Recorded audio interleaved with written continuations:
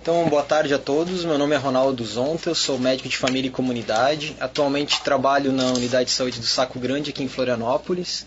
E hoje a gente vai falar nessa webconferência sobre as influências da indústria farmacêutica na prática dos profissionais de saúde. Por que a gente deve se preocupar com as influências da indústria farmacêutica, né? A gente for olhar alguns dados internacionais, a gente vai ver que a indústria farmacêutica ela movimenta uma cifra de dinheiro, de PIB, digamos assim, de dinheiro mesmo, que é maior muitas vezes que o PIB de muitos países.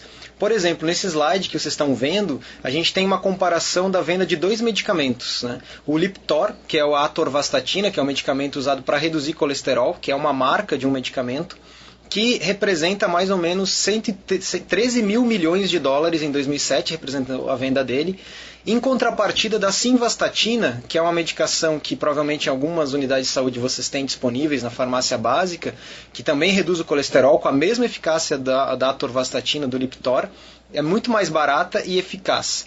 Então, se a gente vê isso, por exemplo, que atualmente se gasta 13 mil milhões de dólares numa medicação que é mais cara em relação a um similar, a gente, na real, está observando que provavelmente por trás disso tem muito de promoção farmacêutica, ou seja, de marketing farmacêutico.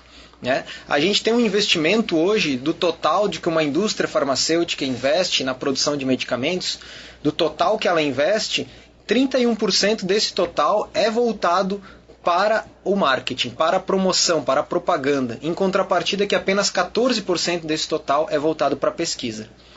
E a indústria atualmente paga mais de 90% de toda a educação continuada para os profissionais de saúde. Então, o que a gente observa com isso? Voltando àquela questão inicial, né? Por que se preocupar? A gente tem, na verdade, um conflito de interesse muito grande, ou seja, entre os objetivos comerciais, né, e os objetivos de produzir melhorias, tanto em medicamentos como em produtos da biotecnologia, para melhorar a saúde global. A ideia não é demonizar a indústria farmacêutica, muito pelo contrário, porque a indústria farmacêutica ela é atualmente responsável por uma série de inovações, né? Foi responsável por uma série de inovações, ainda é, porém a gente não pode fechar os olhos que há um conflito de interesse nos objetivos comerciais dela e os objetivos de saúde. E a gente vai explorar isso um pouco durante essa web. Então, assim, a gente olhar, por exemplo, uma das preocupações desse conflito de interesse cai justamente em situações como essa, o caso Vioxx. Talvez alguns de vocês possam ter tido contato com a propaganda desse medicamento. O Vioxx ele é uma medicação anti-inflamatória que serve para controle de dores, né? Como, por exemplo, vocês devem conhecer na rede o diclofenaco, o ibuprofeno, a nimesulida.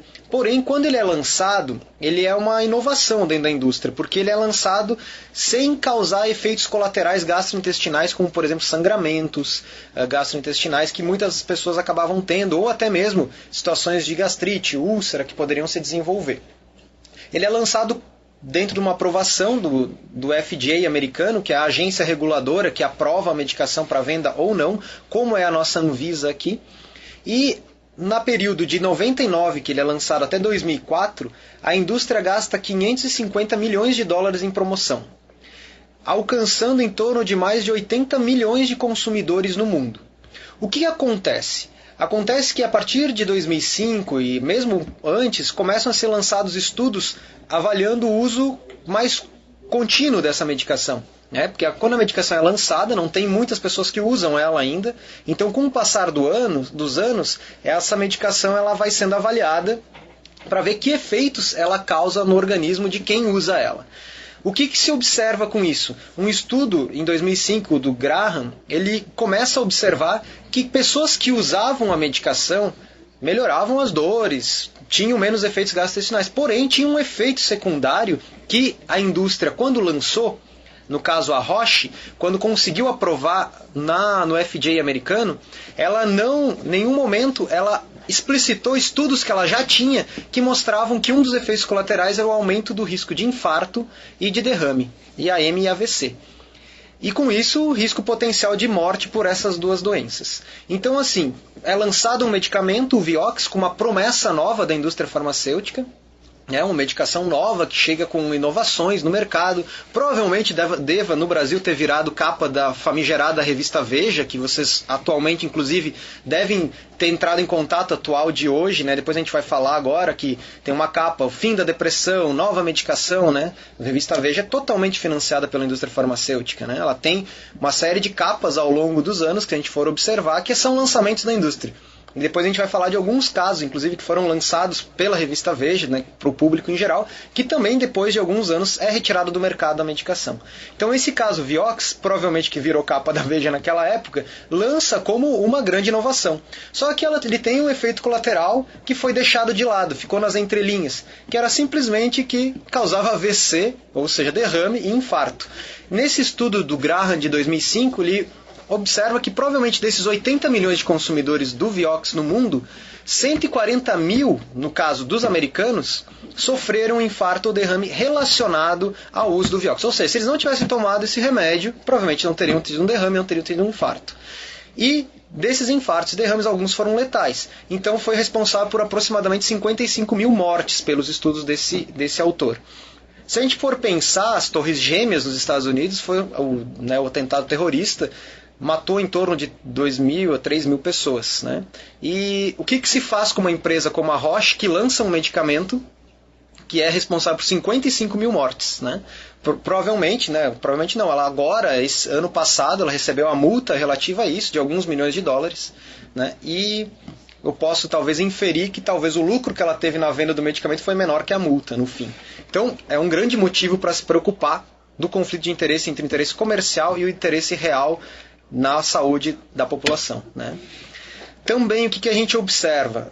Não sei se todo mundo está familiarizado com o DSM-4. O DSM-4 ele é um manual de psiquiatria que ele contém todas as informações para dizer se uma pessoa tem depressão, tem ansiedade, tem transtorno bipolar, tem esquizofrenia, tem alguma doença, alguma patologia, né? Esse DSM-4 já é antigo, inclusive agora se está se reformulando ele e provavelmente ano que vem a gente vai ter o lançamento do DSM-5. Como que se faz isso? São uma série de especialistas e série de psiquiatras no mundo que se reúnem e em consenso definem o que é uma doença e o que é normal. O que é normal e o que é patológico, né? Se a gente for observar os laços que esses profissionais tinham com a indústria farmacêutica na formulação do DSM-4, a gente vai ver que 68% tinham laços com a indústria farmacêutica. Ou seja, davam palestras para a indústria, recebiam bônus da indústria, ou até mesmo tinham ações da indústria farmacêutica, ou seja, 56% desses 68% tinham inclusive ações da indústria, eram donos da indústria farmacêutica. Então a gente não pode olhar para isso com um olhar de ingenuidade e acreditar que não há um conflito de interesse. O conflito de interesse está explícito aí. E a gente vê isso, no caso agora, em notícias que vocês podem acompanhar em jornais de grande circulação mundial, como Folha de São Paulo, nacional, como Folha de São Paulo, ou outros jornais, algumas notícias levantando a dúvida em relação a esse novo DSM que está para ser lançado. Por exemplo, se observa que cresceu a influência da indústria farmacêutica nesse manual de psiquiatria. Provavelmente a gente vai ter muito mais pessoas envolvidas com a indústria farmacêutica fazendo esse manual. O que isso significa? O risco de que os interesses comerciais de lucro se sobreponham aos interesses reais de ajudar a população. Se a gente também observar um gráfico aqui, talvez para vocês fique muito pequeno aí. Eu não sei se vocês têm a qualidade gráfica aí para poder ver. Mas assim, esse gráfico que eu estou tentando mostrar para vocês é assim. Não sei se todos são médicos, ou enfermeiros, ou odontólogos. Provavelmente tem agente comunitário, técnico de enfermagem, a equipe NASF aí presente. Mas assim, no caso da medicina, a gente tem alguns jornais, algumas revistas internacionais de renome, por onde a gente muitas vezes baseia a nossa prática, né? Onde são publicados os novos estudos sobre determinadas doenças, sobre qual a melhor conduta para tratar a pressão alta, para tratar a diabetes, né? Os principais jornais internacionais são americanos ou ingleses, né?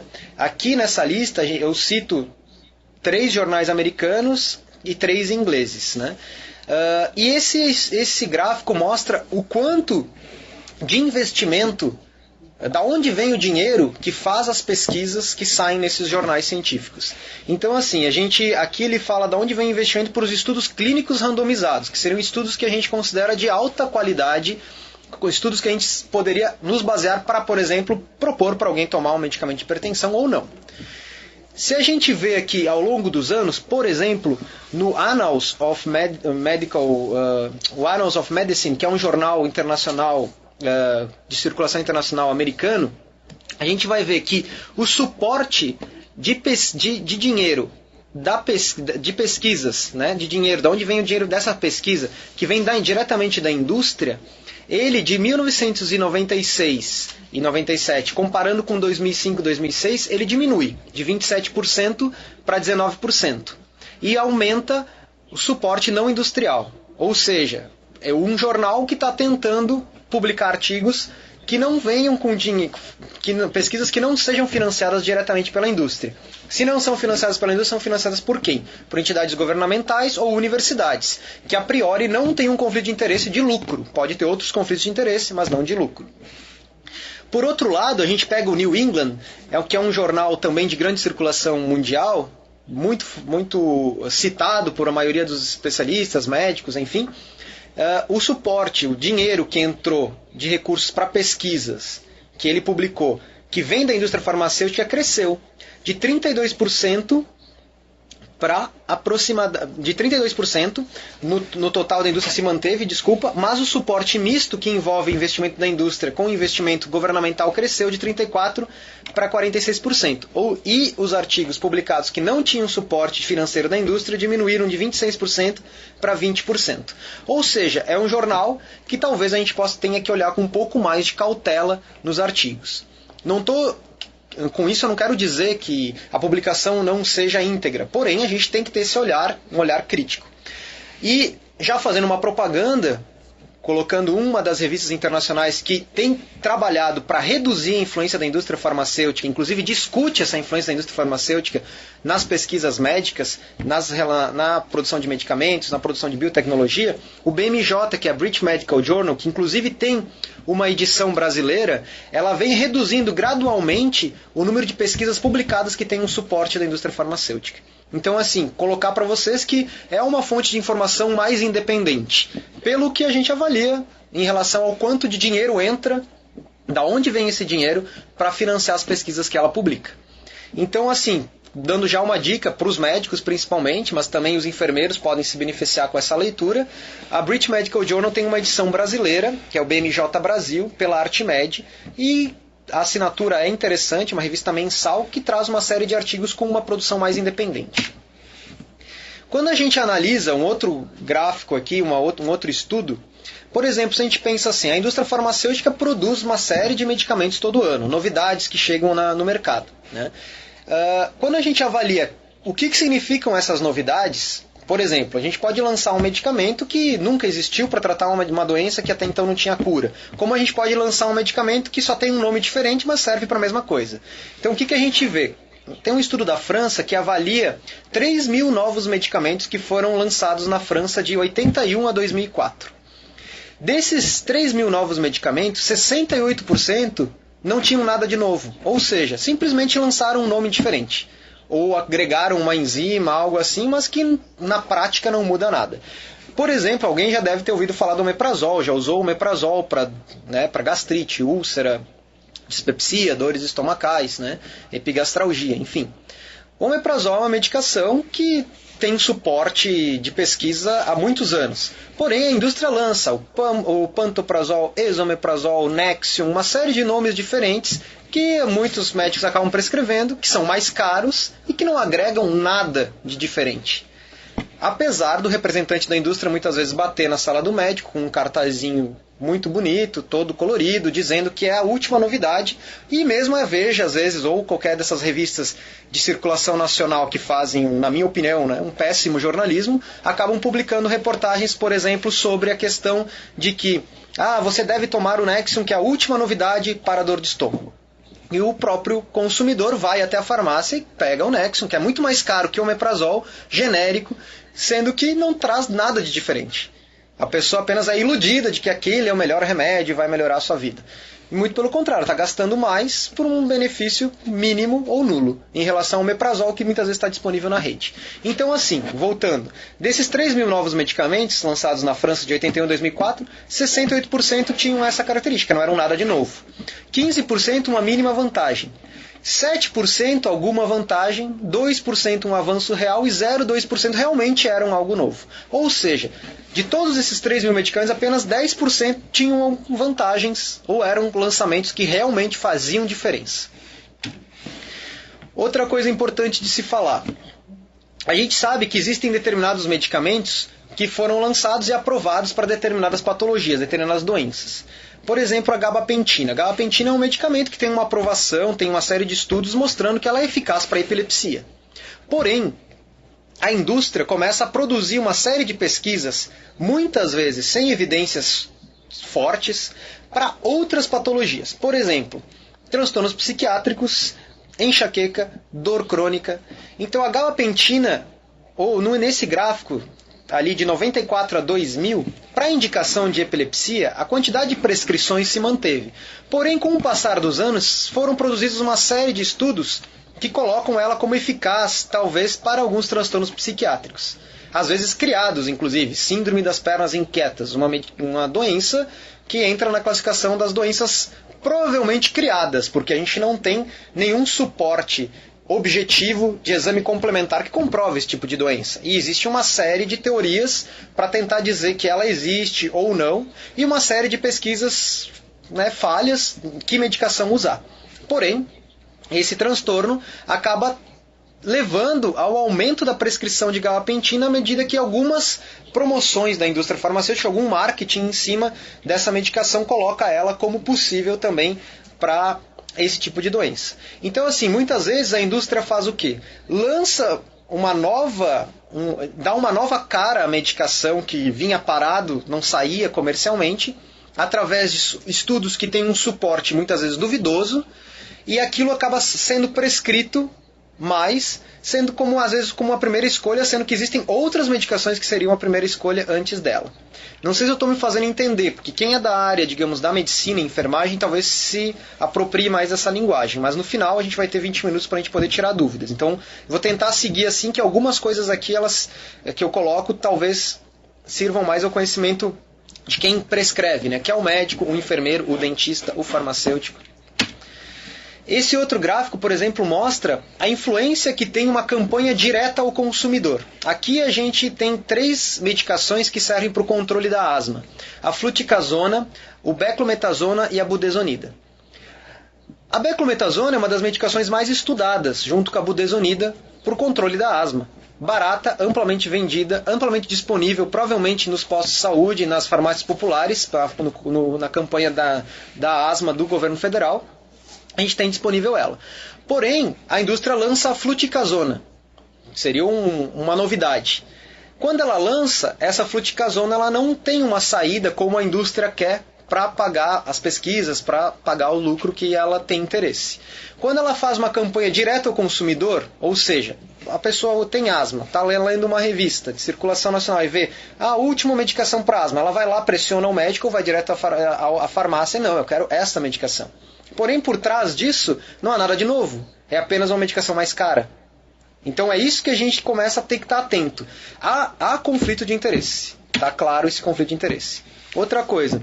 Esse gráfico mostra, por exemplo, a disponibilidade de uma medicação, um antibiótico num hospital. Até então esse hospital não tinha esse antibiótico disponível para ser prescrito. Ela é disponível agora esse novo antibiótico ali no formulário. O médico que internou um paciente, ele pode usar esse novo antibiótico. Nesse gráfico azul mostra ao longo dos meses, na linha vertical ali, a questão das unidades que são retiradas disponíveis no hospital. E assim, ao longo de 9 meses ali, praticamente 12 meses, ela tem uma saída, algum mês mais, outro mês menos, mas nada não leva a uma grande número de prescrições. Porém, lá por 1 ano depois, começam a chegar convites para que os médicos participem de um evento num hotel financiado pela indústria que produz esse remédio.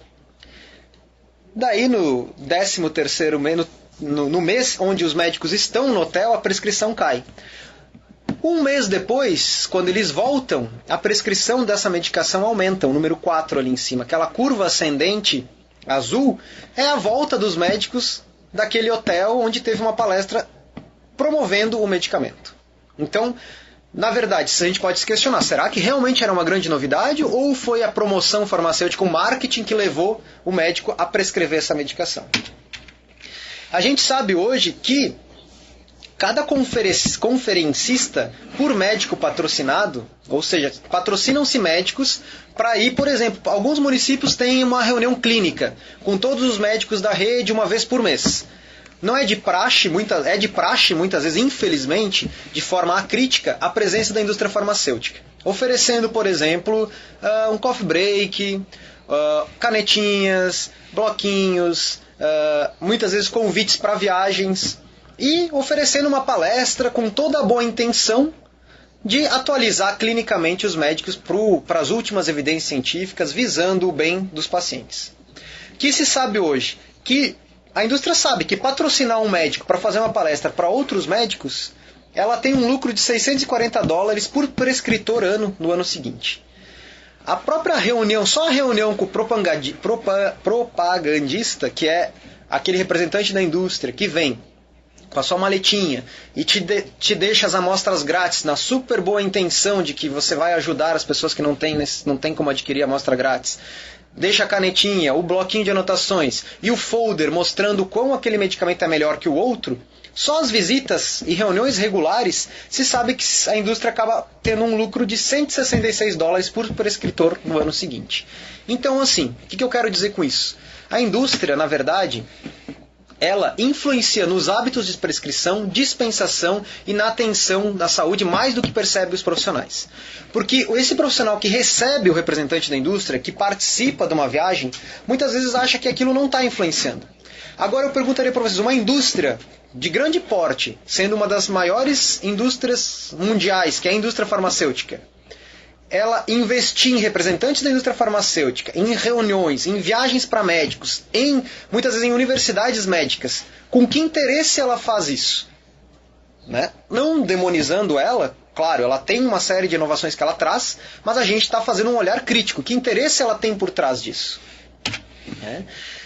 Muitas vezes a indústria cria doenças também. Essa é uma charge que mostra um pouco isso. Processos normais da vida, como envelhecimento, gravidez, parto, infelicidade, tristeza ou morte, são cada vez mais relacionados à necessidade de uma medicação. Como não é comum, de 0 a 4 anos, todo mundo pensar que precisa tomar uma vitamina? Tem evidência científica de que precisa tomar vitamina? Alguma criança de 0 a 4 anos saudável que não tenha nenhuma outra patologia? Não há evidência nenhuma. Mas quantas mães não vêm aos consultórios, às consultas com a agente de saúde, ele precisa de uma vitamina? Da onde vem essa necessidade criada da vitamina? Dos 4 aos 12 anos, a doença em voga é hiperatividade. Todo mundo é hiperativo, todo mundo toma Ritalina. Né? Essa seria a ideia hegemônica que se coloca. Dos 12 aos 18 anos, os supressores de apetite precisam emagrecer, então já temos a medicação disponível. Dos 18 aos 24 anos, os estimulantes para que estude melhor, entrando na faculdade, finalizando os cursos, que estão os trabalhos de conclusão de curso. Dos 24 aos 38 anos, os antidepressivos, né? Depressão, chega, todo mundo toma antidepressivo. Dos 38 a 65 anos, no homem, a disfunção erétil. Na mulher, também agora querendo se dar Viagra para a mulher por causa de uma disfunção sexual. E dos 65 anos nessa charge, claro, é uma brincadeira, qualquer coisa, né? Então é um pouco isso que a gente vê a realidade atual, né? No sentido da medicalização excessiva da vida. Processos naturais acabam se tornando doenças com um viés simplesmente da venda de medicação, muitas vezes. Uma outra charge aqui, esse velhinho sentado, não sei se todo mundo consegue ler, mas o que ele fala? Bem, a pílula da Glaxo é uma indústria farmacêutica, protege o coração dos efeitos secundários da pílula da Pfizer, que impede a insuficiência hepática da pílula da Merck, que minimiza o risco de um AVC, de um derrame, colocado pela pílula da Novartis, que reduz os coágulos de sangue causados pela pílula da Glaxo. O pior é que eu não consigo lembrar qual doença começou tudo isso. A realidade de muitos idosos, principalmente idosos que não têm uma assistência voltada na atenção primária, né? Que consulta com mais de 5, 6 médicos que não conhecem que medicação ele está usando e provavelmente ele está desenvolvendo mais doenças do que realmente ajudando aquelas medicações. Quantos idosos a gente não tem na famosa polifarmácia, que vão com a sacolinha carregada de medicamentos, né? Falta coordenação do cuidado, muitos não têm médico de família e comunidade, que provavelmente é um dos grandes problemas também desses idosos, porque tô com dor de cabeça, eu vou no neuro, tô com dor de barriga, eu vou no gastro, tô envelhecendo, eu tenho que ter um geriatra, eu tô com dor na perna, eu vou no ortopedista. Sem a coordenação do cuidado feita pela atenção primária, pelo posto de saúde, pela equipe, pelo médico de família e comunidade, essa pessoa está correndo riscos.